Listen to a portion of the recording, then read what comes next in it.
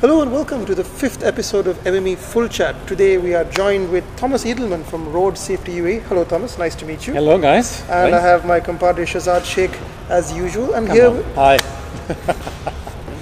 we know Thomas quite well actually because we did a segment with him at the Dubai Motor Show in 2015 where we did one of the best panels about safety. It was a lot of fun actually, that was a good one to do.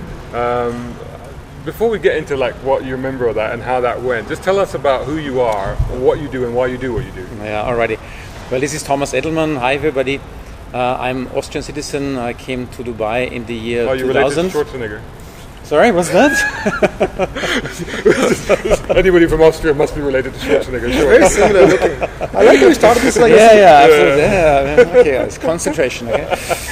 So yeah, from Austria, from Vienna. I worked for big blue chip companies for more than 20 years in my life. Right. Anybody that people will know?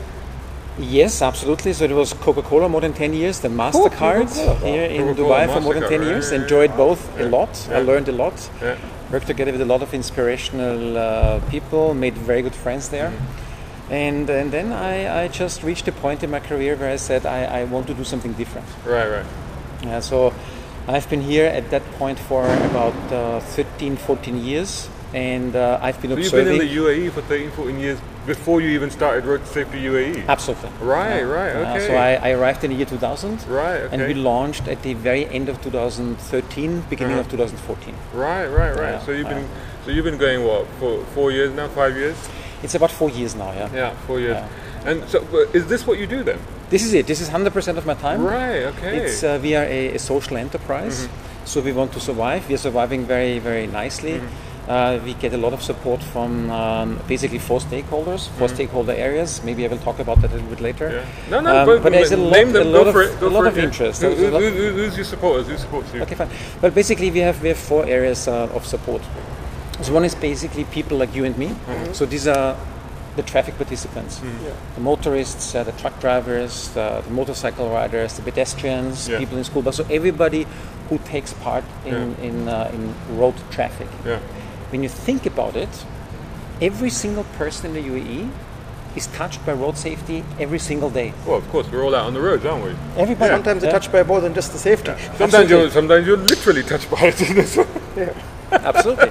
But people say, but come on, what about kids? Well, your kids, they ride a bicycle. That's right. No, they're in the car. car. They're on a skateboard. They're walking on the pedestrian crossing.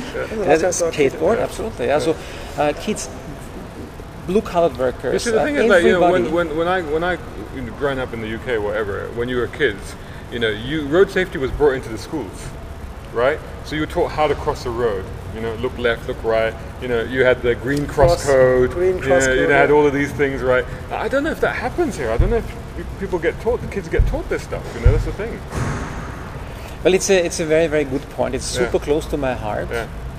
Unfortunately, I cannot talk as openly about that subject as I would love to. But the message is the following. Within the segment of the road traffic participants, kids are super, super important for a couple of reasons. First of all, for the kids below the age of 15, road traffic accidents are the #1 cause of death in this country. They're vulnerable. It must be overcome.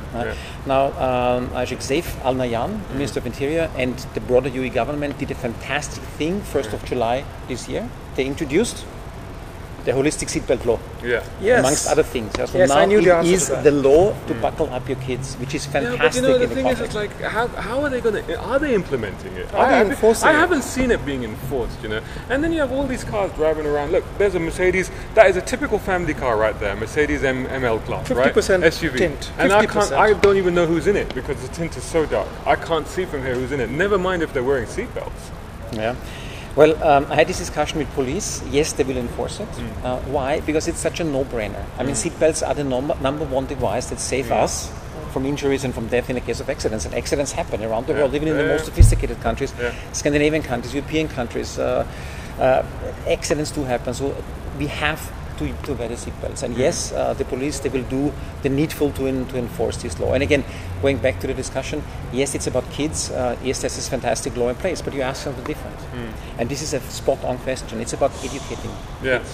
Because you also said, and I experienced the same, when I went to kindergarten in Austria, we learned how to use a seatbelt. Yeah. When I went to school, every year we learned about road safety. Yeah. Again, why is this important? One of the most frustrating things for me is that you go to pick up the kids from school, and you see all the kids just jumping into the cars, and the cars just driving off, and these are like parents. You're like, they're your kids.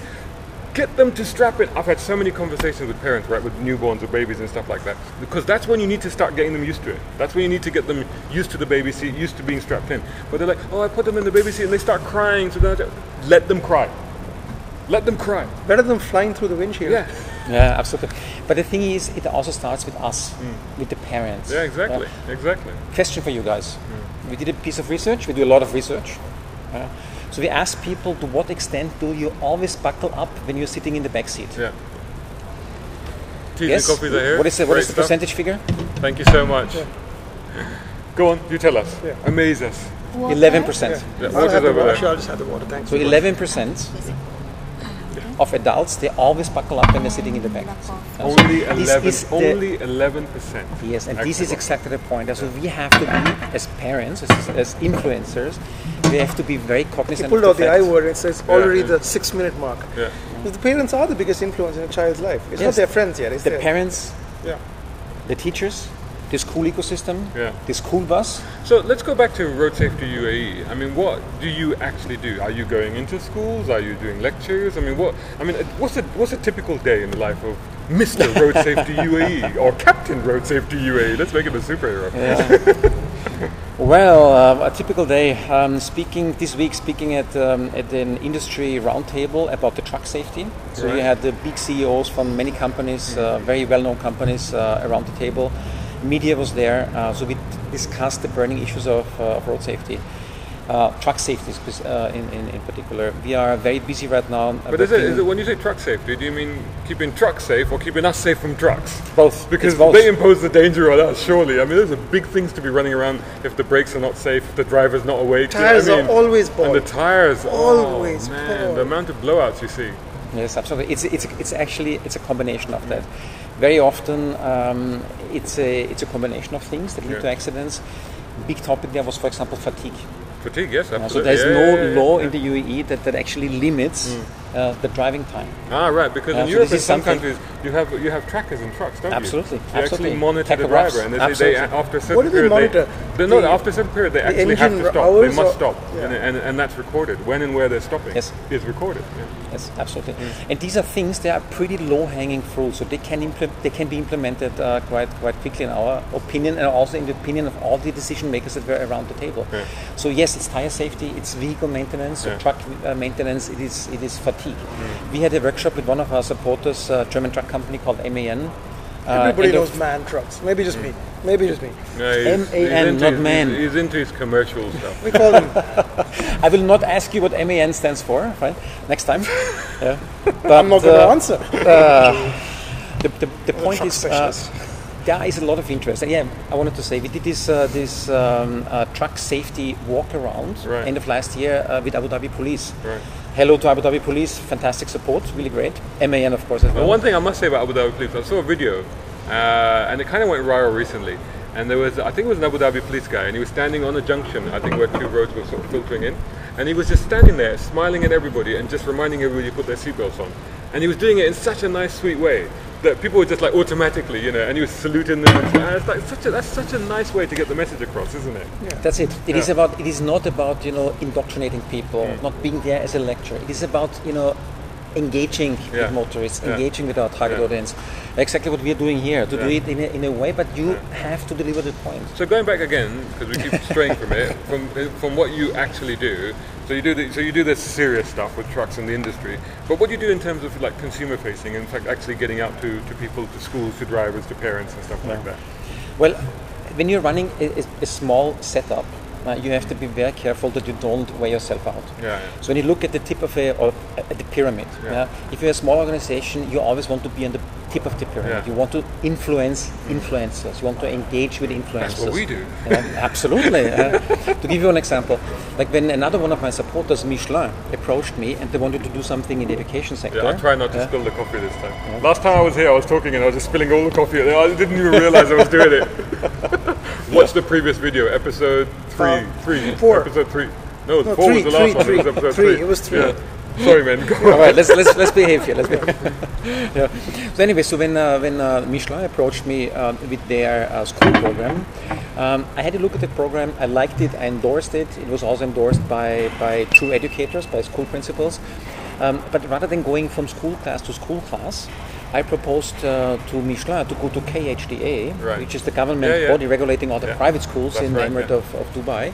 And we educated there, and we spoke at one event because KHDA, they have a very well-perceived and received workshop once a month where they're getting all the decision makers of schools into one room, and they're talking about best practice. And we were in a lucky position to talk about this specific role play, and now we influenced the tip of the pyramid, namely KHDA. So this is the way to cascade things down. But how can you be sure that they're actually going to do anything with that? It's very easy to go and sit down with them. I mean, you get like the supervisors and managers you talk about, and they'll go, yes, this is very good, and then they go away, and then you just look at the helter-skelter outside their school, and it's like, whatever, you know. This is the same with all of our partners. Big multipliers in the education sector, being it big corporations, being it the media. So the point is, you must enable your partners. It's about talking about the good stuff, but also providing tools and templates and opportunities, toolboxes to bring it alive. So do you give them like a package? Do you like to say, okay, well, this is a talk that you can go and give? Yes. So that's what you do that. This is what we're doing. For example, when we are working with companies, and we are positioned actually as a CSR platform, corporate social responsibility. And this is how we get the majority of our partners on board, because many companies still want to give back to their staff. Like earlier this week, I had a very good workshop with Johnson & Johnson. But you would think that's just good business sense, isn't it, to keep your staff safe? Surely you'd want to educate your staff because, not even the staff, but their families, right? Because, if a member of staff has an accident that affects their family, God forbid, you're losing that member of staff, right? So surely that should trickle down. In every organization, there should be an effort for, better awareness when it comes to road safety, but also general well-being, right? And it does more and more. So this is the backbone of what we're doing. But it is about, talking to companies. The companies will say, yes, I would like to do it. But then the big question is, how do we do it? How do they implement it? And then we go there and we say, hey guys, listen, there's a toolbox. So what do you want to do?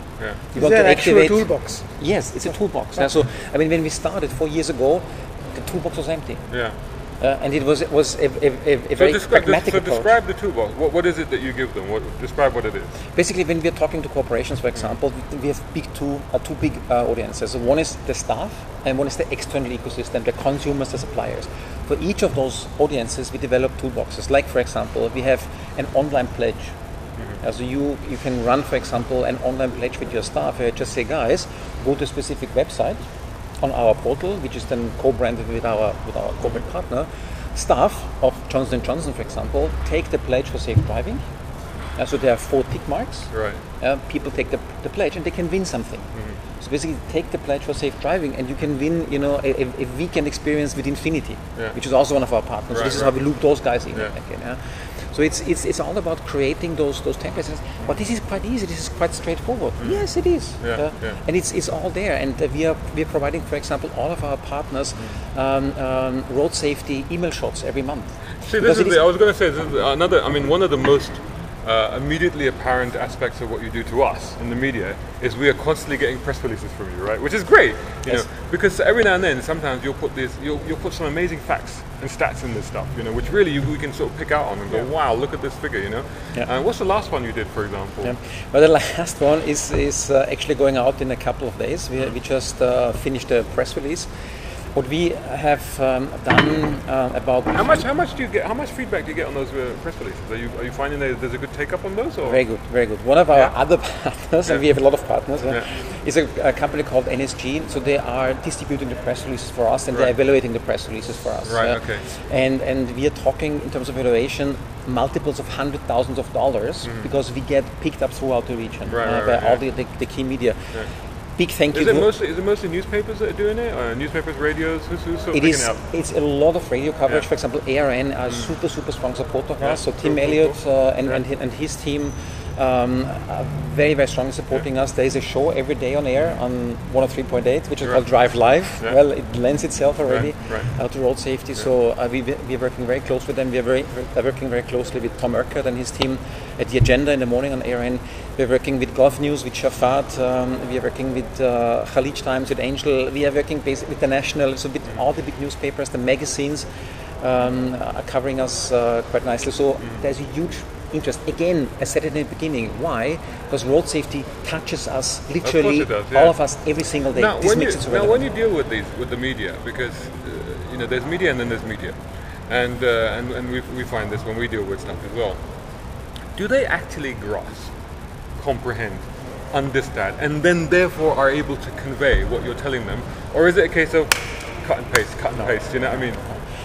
Even more so, because the media, I think they like working with us because we are very often in a position, or I would say hopefully always in a position, to come back with value. Yeah. And yes, there is a press release, for example, about seatbelts. But this press release might be a year old or 1.5 years old. But now suddenly there's something happening. So journalists very often pick up the phone, or send out an email or WhatsApp and say, "Hey Thomas, this just happened. So what is your statement?" So I go back to data points. But you know what? We discussed about that before. Only 11% of adults always buckle up in the bag. So this data point we generated a year ago, 1.5 years ago, again, a surfaces is put in a different context. Where are you getting this data from? Who's doing the research on this? We are working very closely with a well-known research agency. They do a lot of online research. And I have to ask a quick question. Yeah, mention whatever you like. Whatever. These are bigger things that are beyond us. That's the reason why I had to ask. That's right. Well, we have a fantastic, This is not edited. fantastic partner, Qatar Insurance Company. Yes, Qatar Insurance Company. Frederick Bisberg. Notice this guy. Fantastic, driven individual. Shout out to him. A Danish guy. One meeting with this guy, he got it instantly. Since then, we have been running a lot of research projects together. Why? Because we want to understand what is happening between the ears of the traffic participants. Very little. Speeding, for example. Very little. That's the trouble. No. But the trouble is, but how do you do that? Are you surveying people? Are you looking at actual road stats? Are you going out with clipboards and questioning people? How is this research happening? The journey is very, very simple. Ministry of Interior, they give us a list of the key killers on our roads. Right, okay. Number 1 is lane swerving. Number 2 is speeding and so on. And number 1 is lane swerving. Lane swerving. And number 2 is speeding. Right, okay. And now, speeding. It's interesting. Keep a note of that because we'll come back to that later. Speeding. Part 3 will come back to that. Why do we speed? Yeah, we observe speeding vehicles every time. It's just sitting at a big junction. So it's happening all the time. But why do people speed? Yeah. You have an opinion. Yeah. You have an opinion. I have an opinion. Okay, let's forget the opinions. Let's do a proper piece of research. So we teamed based up on fact. Absolutely. We teamed up with Qatar Insurance Company. We just said Frederick, huge fan of Frederick, and with YouGov. We went out and we worked very hard YouGov. together. So YouGov does a lot of that actual stuff, right? And the omnibus. Yeah. They're very well known. So they're very well known, and I think we also help because we had more than 3,500 media clippings now since we went live, and a lot of those are related to research we're doing. And we are also mentioning all of our partners, YouGov and Qatar Insurance Company. So then they go out and then they... And then they do the field work. And then suddenly we are elevating the entire discussion from anecdotal evidence or from opinions that you have here to facts. Or at least to a very good, sophisticated approach that we just say, okay, this is how we arrived at these figures. Now speeding. Why do people speed? What is the number one reason why people speed? Guys, help me. You're the expert. That's why we've got you here. Come on, you're unfair. Well, there's several reasons. It's a no-brainer. I don't know. It depends. Because some people feel that they need to be in a hurry. Some people are in a hurry. Some people have just got a good car that they want to express themselves with the car. Some people are very angry. In our markets, there's a number of reasons I feel for speeding, including the fact that we are able to speed here. Because if you look at some markets in some other countries, you're literally not able to speed because of What's the traffic Australian calming, rules? Wipe off 5, not miles per hour, kilometers per hour. That is, for most people, is a sneeze on the twitch on their foot. It's impossible almost to determine, unless you're a race driver, 5 kilometers per hour in your speed. So when you say, you are absolutely right, you cannot determine that. Whereas out here, we have a massive margin of almost 20 kilometers per hour. Okay, we can talk about that in a second. But again, the question was, what is the number one reason with a big margin why people are speeding? And you mentioned it. It's a no-brainer because people are running late.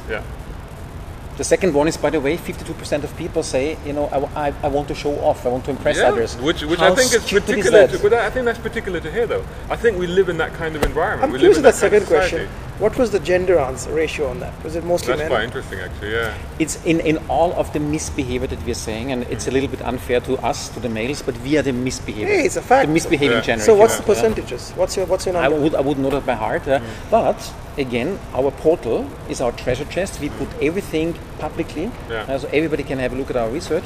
It's called www.roadsafetye.com/statistics. And we're good there. What we'll do is we'll put a little thing on the below. Are we done in this? We're done on segment number 1. Segment number 1. Okay, What? so we'll come back in segment number 2. We haven't even done half. No, it's all right. We've got 2 more parts. Don't worry about it. 2 more parts. So we'll come back You're in stuck part with 2. us. In part 2, we're going to talk about what you can do to be safer out there and to ensure safety for other people. We'll also, I want to go back and I want to touch on what we did at the motor show last time, because that was a lot of fun. So yeah, part 2 coming up. So welcome back, part 2 of our discussion on road safety with Captain Road Safety UAE. You should have brought a cape to this, seriously. Like red underpants. No, forget about that. Next time. Underpants fetish. But so just at the end of the part 1, you were just making a point about speeding. Yes. You wanted to finish that point. Go for it. Yeah. It's really close to my heart. Yeah. The reason why we run all of this behavior analysis is we want to figure out, so for example, why do people speed? Yeah. Why do we do it? Because we all know these billboards which say speeding kills. Yeah. But you know what? We've heard it a million times. Yeah. It doesn't really move people. It goes in here and out there. Yeah.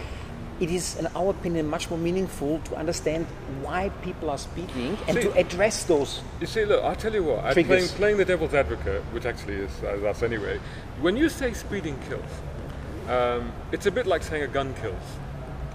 But a gun doesn't kill. It's the person pulling the trigger that kills, right? And which is the argument of the gun lobby, not that I support that. But I'm just outed himself as a gun fetishist. No, I am not into guns. There's a raffle MME over does there not on the wall, support actually. guns. Well, there is actually a gun over there. It's not a gun. Where are we, by the way? We should say where are we? We are here at Tumini. We did episode 3 from here as well. Yeah. And this is the fabulous Tumini showroom here in Barsha 1. Barsha 1. No, Barsha 2. Barsha 2. I think Barsha 2. Barsha 2. It's Barsha 2. Barsha 2. Yeah. And there's still, you may have noticed the Ferraris because from the last episode we did mention that they've got all the Ferraris out in celebration of the 70th anniversary of Ferrari, which particularly is being celebrated this month. And apart from one solitary Lotus Elan sitting over there, which I love. It's so cute and adorable. I just want to put it in my pocket. It's so cute. And they got a La Ferrari. If you want to go check it out. They do have. Is it an Aperta? It's an Aperta. They have a cream white. They had it before Ferrari had it. Yeah. So they actually have a La Ferrari Aperta there, which is incredible. Go take a look at it. Don't touch it. That is an incredibly fast car. That is all about speed. So again, the comeback I was going to say was that because there is a famous journalist who puts it quite succinctly, who says it's not the speeding that kills, it's the stopping suddenly that kills. And we could also go back to the argument about and I understand the reasons for this, but I'm going to say it because this is what people say to us. They say, well, if speeding killed, why doesn't everybody die on German autobahns? Yeah, that's what the thing is. It is not speeding as such; it's the consequences of speeding. Yeah. Because our abilities to react in time, they just get lower and lower, and the margin of error got thinner and thinner the faster we go. So You're this just is the giving reason. yourself less and less time to react in an emergency, right? And the thing is also, when you look around, there are speed limits. So who gives us speed limits? Yeah. Why are speed limits there? Yeah. They are there for a reason. Yeah. And by the way, a speed limit is the law. Yeah. And I always say to it's people, not an option. So Shazad, it's not an option. It says 120, you go 160, so you're breaking the law. Yeah. But who is giving the law to us? Yeah. There's a guy called Sheikh Mohammed. Yeah. There's the UAE government. Yeah. It's not a cloud somewhere. It's people that we respect. Yeah. And I am not bigger and better than Sheikh Mohammed. And that's the reason why I obey the laws. But also, it's not an arbitrary number. Absolutely. Right? There's been some research. So, for example, recently, let's go to this actually. Recently, there was the news about the fact that the speed limits have been lowered by 10 kilometers per hour. Right? Just so 10. Just not 10. Much, yeah. Just 10. Right? But there are implications for that. Some research, some studies, some data has gone into that to say this is why it should happen. I mean, so for example, why have they done that? Why are they doing that? What is the justification for doing 10 kilometers down? Why not 20? Why not 50? I mean, why only 10? It is it is a step in the right direction. It is about when you just look at the stream, just look at the natural stream. If a stream is flowing slower, it can accommodate much more things at the same time. Yes, that's right. So and these are high frequency roads. Think about the States. I mean, these people, they depend on cars even much more than we depend in certain parts of the US. So actually, I just want to explain that a little bit more, because it's a concept that's actually quite difficult for people to understand. Because they think the faster you go, the quicker you get there. Not true. Are you going to spill your tea again? Yeah, I'm going to spill my guts out here. But, for example, in some places, certainly in the UK, I know, and I'm sure in Europe as well, you have variable speed limits now. Because the reason that is in effect is that people are actually monitoring the flow, because you talked about flow. And there's a thing called the accordion effect. Which basically, if you take an accordion, it does this, right? So actually, if you think about it, when you're speeding, all you're doing is you're speeding up to the next bottleneck, right? And then the traffic is just bunching up. Whereas what you're talking about is if you slow it down, and you're slowing people down to a consistent speed that actually allows for bottlenecks and any other obstacles in that traffic flow, you can keep traffic moving. So actually, you make better time if you slow people down. As difficult as that is for people to comprehend, but it's a fact, right? And go faster by going slower? Yeah. Absolutely. And the thing is, and I just want to allude to that, I want to tell you a brief story from somebody from the police. I will not tell you from which police department, also not which emirate, but they were very open, and they said, you know what, they had a conference in Singapore. And then I said, but you know, Thomas, we are Arabs, so we are running a little bit late. So then they got a taxi. The police can't say anything, the police are there. They get a taxi. Singapore taxi driver, very, very polished, very behaved. And there was a queue that they had to queue. There was a line they had to queue. And our police friend said, but you know what, let's just jump that. Hey, taxi driver, jump that. And the taxi driver said, no, sir. This is not a good idea, because it is not about us, it is about everybody. Yes. Yeah, and if you do that, no, we have to really be here and wait patiently, because then everybody gets where they want to go in the proper amount of time. That's a well-spoken taxi driver. He's not a Dubai taxi driver. And this is again the same in the States, for example. I mean, I've been a lot to California, and there you have these humongous freeways, but people are in it together, and they want to do it and they move together. quite fast in California freeways. But they don't want to bother each other. It's not about that I outsmart you, and I want to be faster than you or faster than everybody. It's we are in this together. Let's drive together. Let's make sure that we all... And the thing is that when you think like that, you do actually contribute to the traffic flow. Now what happens, and we've all done it, we're all sitting in that junction and we're taking the next slip road and we're like, well, if I just go down the hard shoulder, I can just creep into that bit, right? And then the one person, usually me, who's not doing that, will sit there and I'm seeing all these people doing it. Because all these other people are doing down there, and then they're blocking, and they're making it worse. Because now nobody's moving. Because now it's basically it's gridlocked. Okay, fine. Right? But the thing is, you go then to a lane jumper or to somebody who speeds, and we know that again from research. So you stop the person and say, hey, why were you speeding? Because I am running late. So fine. Then we say, but you know what? Could you have started your trip 5 minutes early? Yes. But so why didn't you? A cup of tea wouldn't have drunk itself. And this is the thing. I think there's a more powerful way of saying that, and it's a very old saying. But rather, because you say to people, you couldn't have started early, and they're like, oh yeah, but you know this. Then you sound like their mother. And they're like, yeah, I should have got a better. You sound like you're nagging. But then you say, all right, better late than never. Absolutely. Right? Because that's better late than never. Yeah.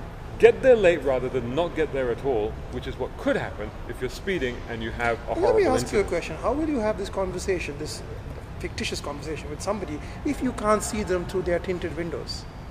Because people are all butting up. But you know me, I hate tinted windows. And one of the reasons I keep telling him this as well, because I've never had tinted windows on my cars.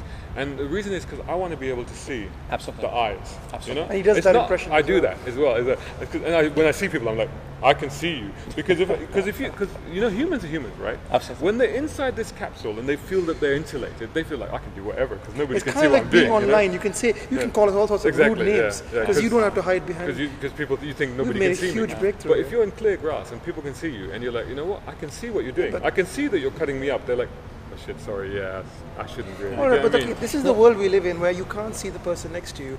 How do you change things then? How do you change them? Education. this is the thing. So it is about education, education, education. So it is not about I want to outsmart you, I want to outsmart you. No, it is about I want to make sure that you guys arrive, home or office, whatever, in a decent amount of time, exactly like me. So we are together in that. So it's about creating and instilling this sense of togetherness. Now, how do you educate But this people? is a community. This is understanding a community aspect of what we're doing. It's culture. It's so culture. road traffic is not okay. Road traffic is not a competition. It's not a race. It's a community effort. Absolutely. Absolutely. And we have to arrive at a situation where we say the UAE road safety culture or road traffic culture is born by a caring attitude. So I care for you. Caring attitude. I care for there was a really good video, I think you shared it, that touches on exactly what you're talking about. It was from Japan, wasn't it? Mindfulness. That was nothing to do with cars. No, but that's what he's talking about. Explain that concept. Just quickly explain what that was about. Okay, so the idea was this guy went to Japan and he'd make a series of daily vlogs, and none of them were particularly interesting, but this one was, because he basically said in Japan everybody cares about the next guy. So in Japan, and this is hard to believe, you sit in a train, nobody talks. In Japan, everybody sits quietly and just does. And if anybody raises their voice, everybody will be like looking at him, because the idea is that you're mindful. That's a public shared space. So in that space, you are respectful of each other's needs. You're all coming home. You're all tired. You don't want to have one guy yapping over the phone. And then I hated him. And nobody cares about your conversation. Same way on the road. Traffic moves very slowly in Tokyo, but people give each other space because they all realize that they're doing the same thing. Yeah. But it's mindfulness. It's just like when you stand in line and you block somebody, you're like, oh, I'm sorry. You just say, I'm sorry. You don't just go, okay. How many times have you blocked somebody, or somebody said, excuse me, did you say, oh, I'm sorry? Did you respond to that? That's mindfulness, when you just simply acknowledge another person exists. I just at the airport yesterday, at Salalah Airport, I queue. I'm just very British about that. I just queue. Even if there's no reason to queue. Even if there's no reason, if there's nobody else there, I'll still stand in the queue. But people were queue jumping. The whole way people were queue jumping. There's nothing you can do about it. And then there was actually the last ramp onto the airplane. There was me and a local chap. And he was in front of me. But he was walking really slowly, and there's only so slow I can walk because I have long legs, you know what I mean? So we got to the door, and he's like, Fadl, and I'm like, no mate, you were here first. So we're blocking everybody else now. And we're like, no, after you. But the thing was that it was such a sweet moment because he knows that he was in front. It's like human connection. But when you can't see somebody through a tinted window, you lose that connection, and then you can be a bully. Exactly. Why do people bully people online? Because they don't have to look into the eyes of the person they're dealing with. And the same way. So it's a lot of that isn't that the problem here? The people aren't mindful of each other's space. But how do you do that? How do you create that then? It's education. Now, when we think, where do we all go when we are young? We go to school. So and you also touched on that before. So we firmly believe that we must educate our kids. And it is very, very positive to see that the Ministry of Education, for example, also one of our partners, they put forward now a concept of the life skills curriculum. Obesity, a big topic in the UAE.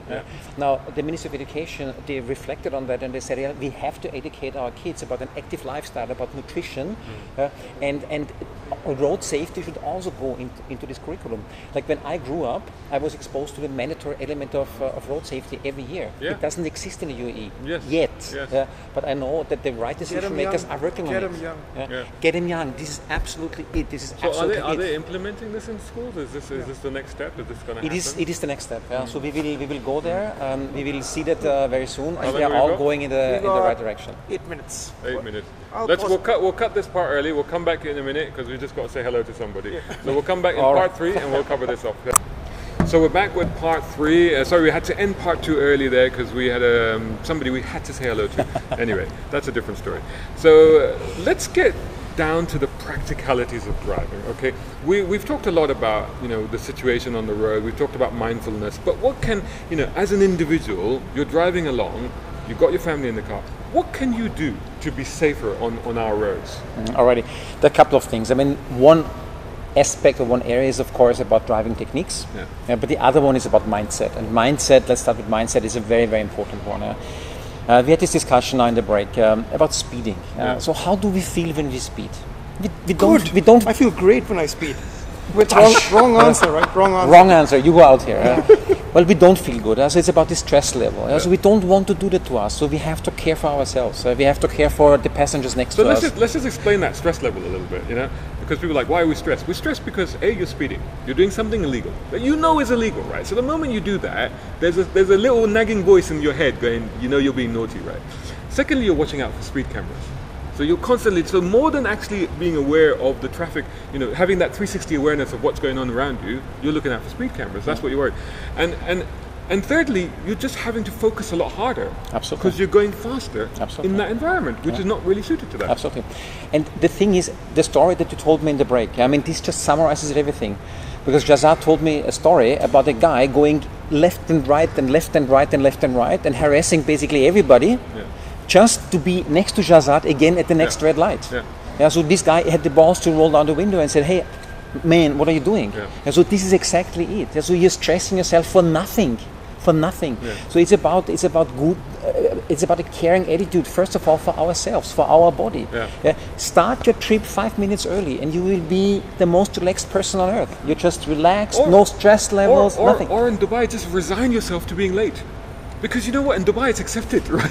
The trouble is you can start off 5 minutes late and then as we find out there's a gigantic traffic jam and yada yada yada. You're going to be late. Make your apologies in advance. Stuff happens. The thing is, it's one of the ground rules.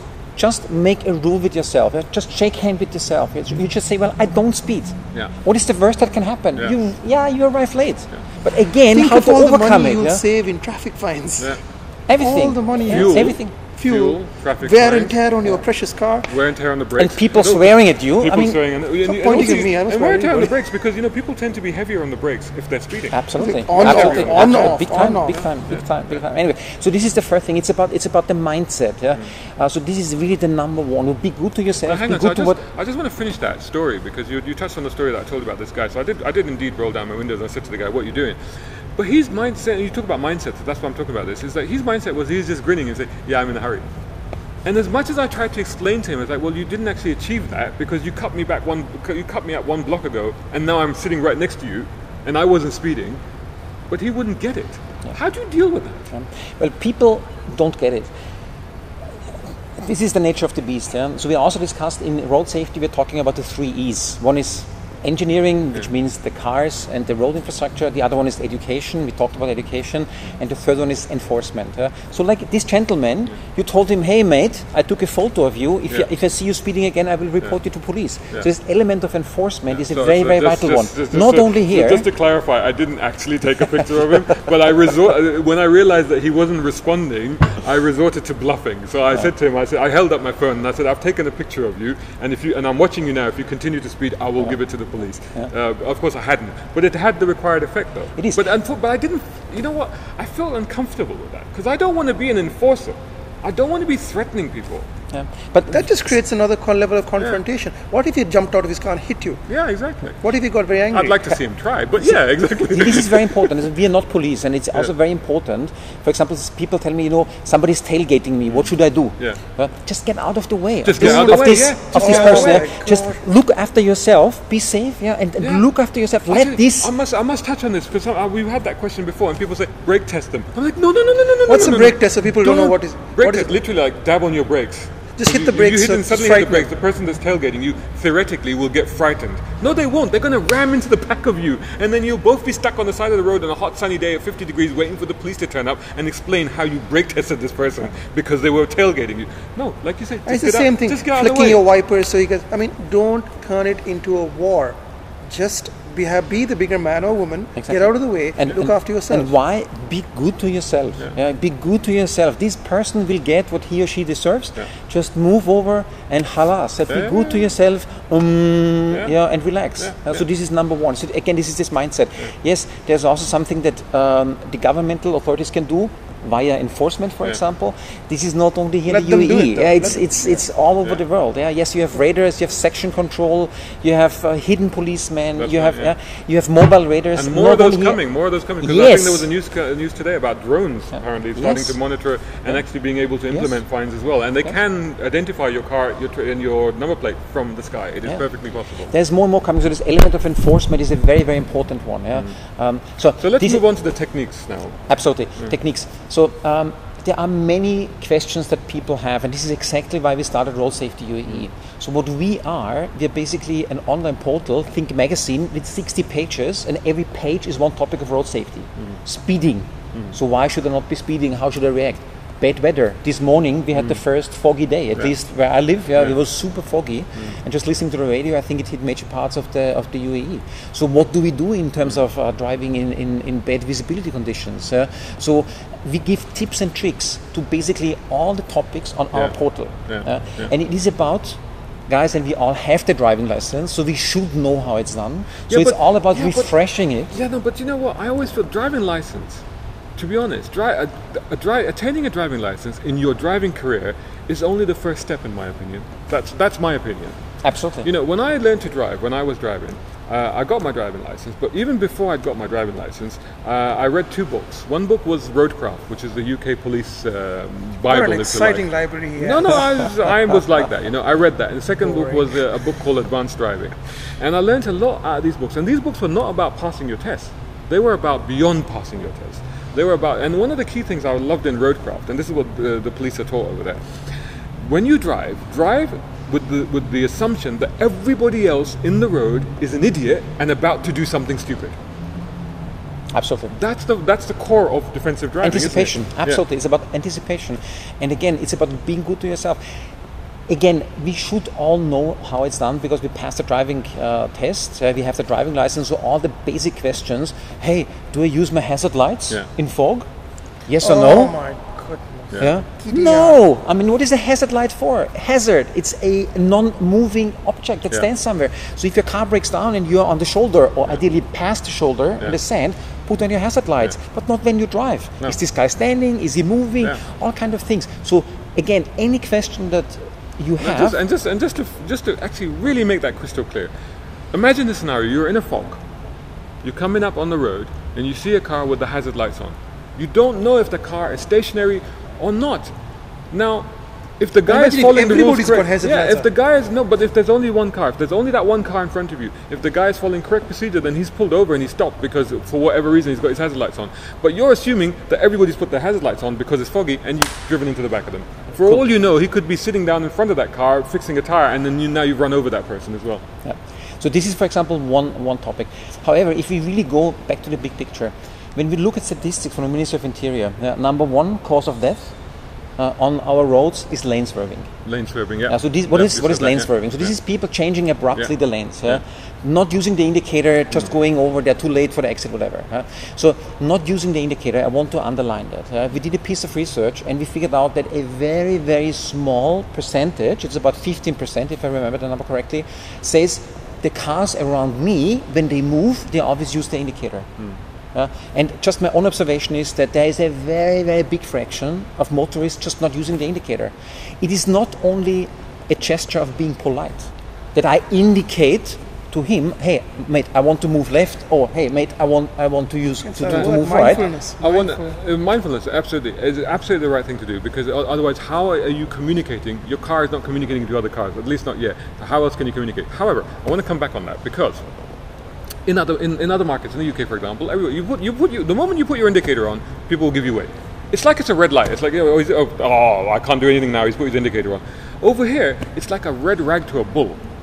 Absolutely. The trouble is, and sometimes you resort to not using the indicator because you go, the moment I put my indicator on, that guy who's 5 car lengths behind. Well, you saw that the afternoon I was pulling out from your place, and there was a guy, and I was running out of road, and I was indicating for a good long while, and he just never stopped. So A, he can see your indicator, and B, he can see that you're running out of road, and C, he still carries on.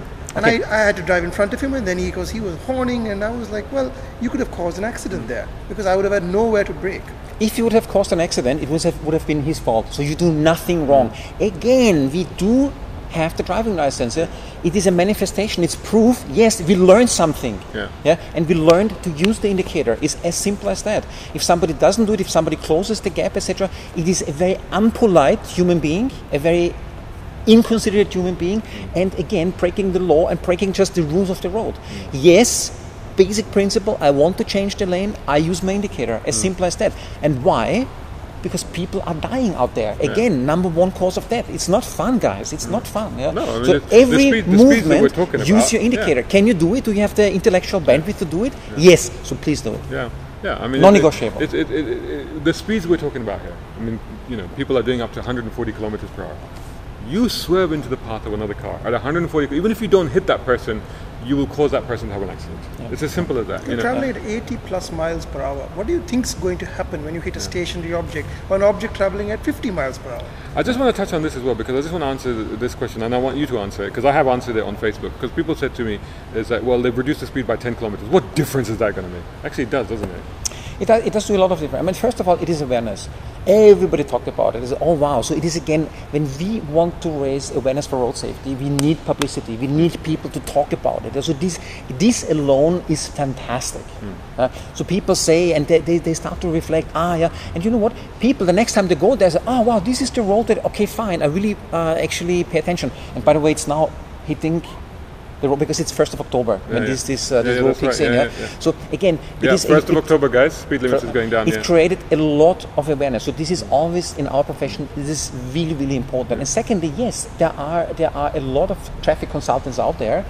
They're doing the studies and then they're coming back to the authorities and they say, guys, we really have to lower the speed limit to 110, which is not really 110. Which is 130. It's 130. And this is another big point that we discuss, because we have this 20 kilometers per hour buffer allowance. Is that a good thing or a bad thing? Wrong. Where do you come from? In the UK. UK? Yeah. Do you have the same? No. Well, we say 100, but you know what we mean 120. Yeah. Does it exist? No. Huh? I mean, you know that I think if I remember correctly, there's a 5% margin. But that 5% margin is to allow for miscalibration in speedometers in cars, because car speedometers are never quite accurate. Absolutely. So you have to allow a little bit. But 20 kilometers per hour is wrong. like, whoa. It's just absolutely wrong. Yeah. And I quoted that a lot. I'm working a lot with media. They asked me a lot in my engagements with the authorities. I also mentioned that, and people want to take it away. Like, for example, the head of the Dubai police, he did a really funny thing, because it's about also coming from a disruptive angle. He put this very question on his Twitter account. Right. And he invited people and I said, you know what, I'm the head of the Dubai police. Guys, I want you. What is your opinion? Yeah. Do we leave it? Do we waive it? How do we go? What response and did he get? This is exactly...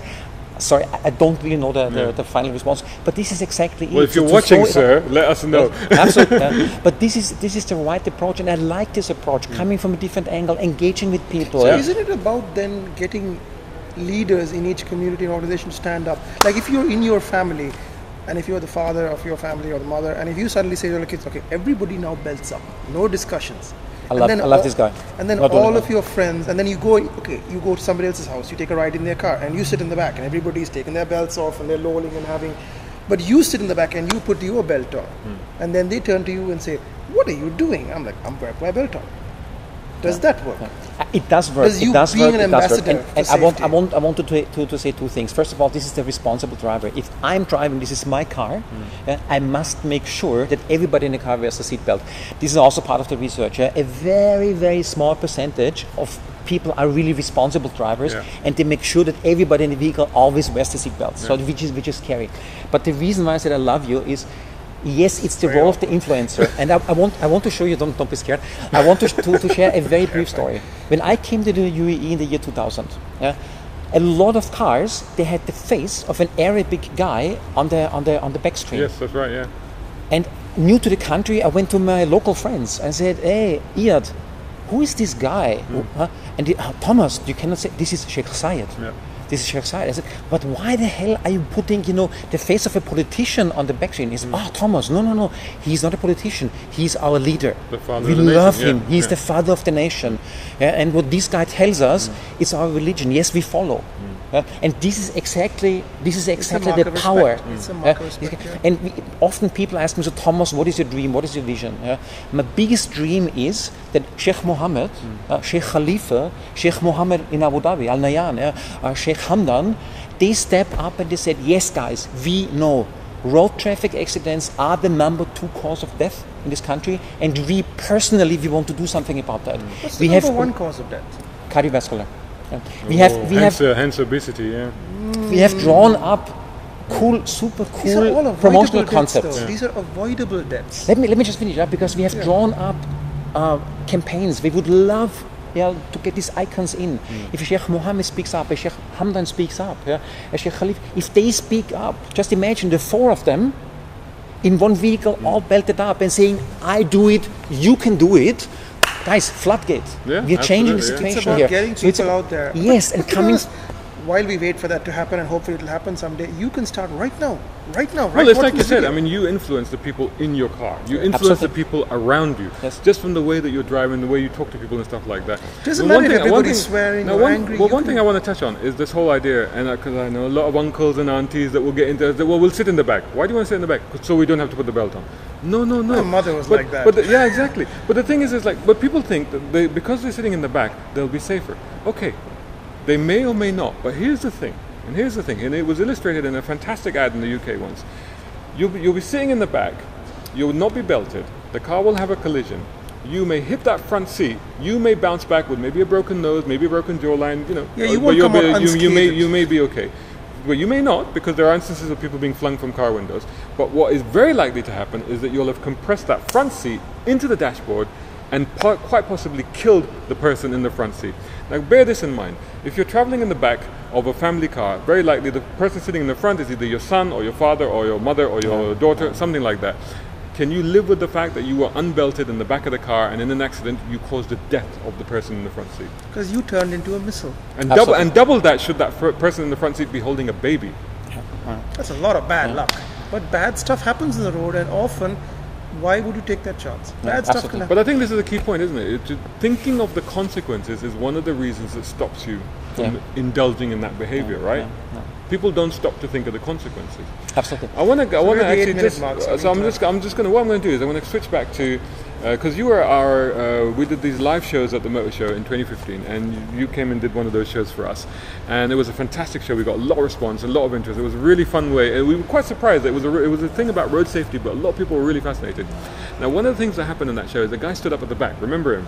And he stood up at the back, and he says, "Why are all these speed cameras?" We're like, "Well, it's to slow you down." He says, "No, it's not fair. They're hiding the speed cameras." And like, yeah, because they're to slow you down. They're a deterrent. Yeah, but I have 30,000 dirhams in fines, Now, he was obviously an idiot, and we told him. Or he has an addiction to speeding. He has a treatable problem. Which is his problem. But here's the thing. That person and the person I was talking about earlier in the traffic. Now, I can be racist because I'm brown. Okay, they were brown people. Now, every time we've had these surveys, because every now and then the Khalij Times or Gulf News puts out a survey and they this highlight nationality. This is not what media is supposed to do. And then suddenly everybody goes ballistic about, well, it's not fair. Well, what do they say? Let's make it very clear. Well, they say that so-and-so nationality is involved in more accidents, and then some people rightly say, well, that's because they're doing most of the driving, Now, yeah, typically. So it'd be something like Filipinos cause all the accidents in Dubai, or Indians cause all the accidents in Dubai, not discounting the fact that Indians are the largest population. Yeah. By ethnicity. So what I want to do Filipinos. is I want to ask you, right? Because let's clear this up once and for all. Because trying hard to say that this is not the case. Is it a proportional thing? Is it a cultural thing? Is it an educational thing? Is it an attitude? What is there a demographic problem, or is it just that we all need to be better drivers? I think it's a cocktail of all these ingredients. But the bad driver as such doesn't exist from a socio-demographic description. Yes, I mean we have a lot of our mates from India. We have a lot of our mates from Pakistan. I'm not from India, but okay, as you pointed out. So I mean it is very often just a reflection of the number of people here. But again, it is not rocket science. It is not rocket science, and we don't have to always understand. And it is very simple, guys. We all because what is when you say something like that? You say that Indians cause most accidents, or Filipinos. Are you simply saying we should not let Indians drive? Because that's the next version of that statement. Absolutely. And that's not the answer. That's not what we're trying to say. No, that's why this is all largely pointless. No. It's data, but not all data is useful. Yeah, absolutely. Couldn't agree more. In this context, we also very strongly believe that the leadership again plays a very important role. Yeah? Do you guys know a guy called Wasim Akram? Yes, of course. Yeah? Wasim Akram. So he popular came to the UAE. Pakistani cricketer. A legend, a god. You did stuff with him. That's right. I remember. Yeah. He's working with one of our very, very strong and loyal supporters with Nissan. Yeah. So he was here. He was surprising people on a Friday, playing bat on a sandy pitch. Whatever. He came there. So we knew that he was in town. And so we asked him for a soundbite for his message to the cricketers. Why cricket? Because so many people, Indians are interested in cricket, Pakistanis are interested in cricket, English.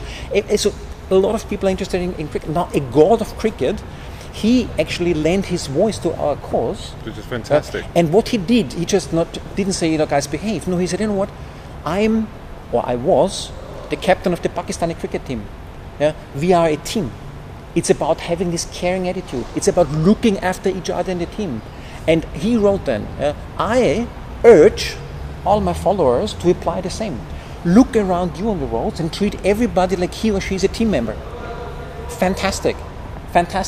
So did it resonate? Yes, we get so many positive comments on that. So it's about, again, leadership. So the leaders of the community, we engaged with the Indian embassy, for example. Yeah. We engaged with the Pakistani embassy, for example. It is about finding, why? Because Pakistani are the number one nationality group dying on the Really? roads, even in front of Indians, because I think there are more Pakistani drivers. Yeah. Exactly, yeah.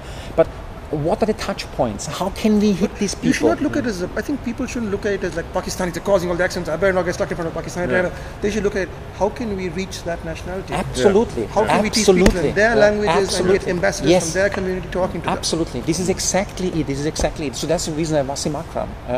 And yes, we would love to work with Sachin Tendulkar, for example, or with Virat Kohli, with people. So I think the clear message what you're saying is that we get leaders, political leaders, celebrities, influencers of all and every kind, right down from famous cricketers to this is going to be really expensive. A father in a family. No, it costs nothing. They love doing it. Right down to a father in a family is an influencer, right? What Yes, you're teaching your kids absolutely. is what they'll remember forever. Yes. So I think let's just wrap up with a little bit of optimism, because since you've been doing this, and you can take the credit if you like, but as you said, since you've been in this country, we have actually seen fatalities and road accidents fall. We have actually seen an improvement, haven't we? Yes, absolutely. Big improvement, and again, a lot of thanks goes back to our key stakeholders, governmental entities. They are committed, they are driven. There are a lot of young Emiratis. They want to shake up the situation, they want to de-dust the situation. In RTA, in police, in DOT in Abu Dhabi, which are called differently right now, Abu Dhabi police. So there are a lot of really driven individuals. So they want to change the situation. Corporations, they do a lot with their staff, with their broader ecosystem. We have a lot of, like with Nissan, for example, university campaigns. So there is a lot of all the stakeholders, the media, like the Gulf News, the Khalij Times, you guys, the blogger, everybody. So there's so much goodwill to the cause of road safety. Again, why? Because it touches all of us every day. Yes, it's the number 2 cause of death. Yeah, so people they also want to come from a different angle, from an unexpected, from an entertaining, engaging angle. Yeah, so a lot is happening, and yes, we see the numbers coming down. And last but not least, there's the Vision 2021. Yeah. The government, they put it very transparently. They said, we want to lower the number of fatalities down to 3 per 100,000 inhabitants. Right now it's about almost 6. And ultimately they want to go to 0, don't they? Absolutely. Yeah. But now, can you ever get 0 though? I mean, there's an element of chance. And I think in an era of autonomous cars, you might well do. Yeah, but it's still mechanical. It's a vision. Yeah, it's in an era of autonomous cars and car-to-car communication. Is that the only answer? Take cars away, like guns, which we should take away from us, but cars. Well, guns you should take away, let's be honest. Guns you should, But I don't know. I mean, I will lament that day, but I think ultimately... Is that the only answer? I think ultimately... Can we just... Well, how many times have you looked at somebody in road traffic and you've gone, I wish he wasn't driving that car? Yes. You know a computer could do a better job, right? As tragic as that is, you just know it at that moment of time. You said that car would be safer if a computer was driving it.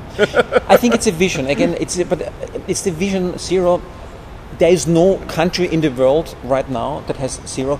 The best countries, they are around 3 per 100,000, and this is exactly the aspiration of this country here.